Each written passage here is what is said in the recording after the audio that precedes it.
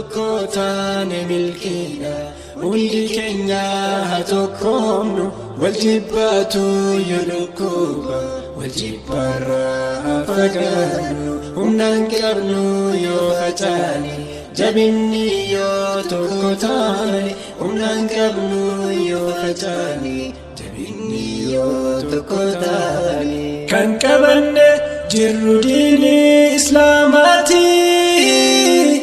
nuti warra rabbii guddaaf masakamu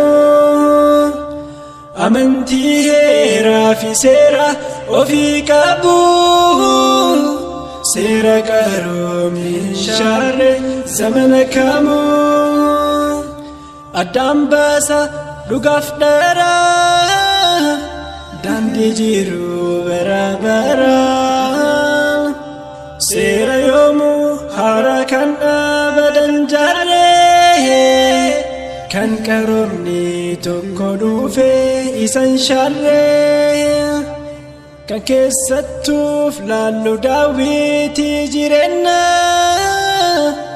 akeekaa daandiidhaa furmaata rakkinaa qajeelumaaf dabaluuf baase addaanii kan jallina baneen qur'aana kanaanii yoo tokko taane milkiidha hundi keenya haa tokkoomnu wal jibbaatu yoo dhukkuba wal jibbarraa haa fagaannu humnaan qabnu yoo facaane jabinni yoo tokko taane humnaan qabnu yoo facaane jabinni yoo tokko taane diinii tokkummaaf jaalala onnee labsuu ajaajamnee jirra dallansuu liqimsuu yoo wal taane dabarraa waan hunda keessaa tokkummaanuuf dhaame rabbiin keenya ogeessaa hin facaanu wal qabannaa wal malee meeti eenyu qabnaa milkaa'inni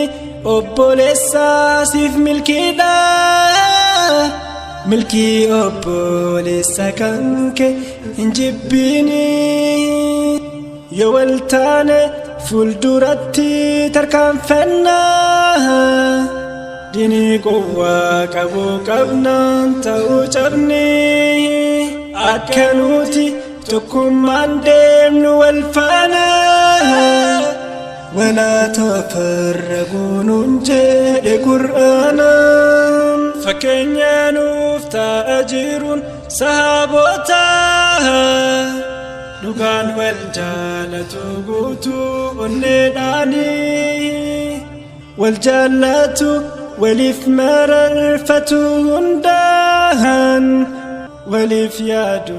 waliin yaadu barwaa hundaan yoo tokko taane milkiidha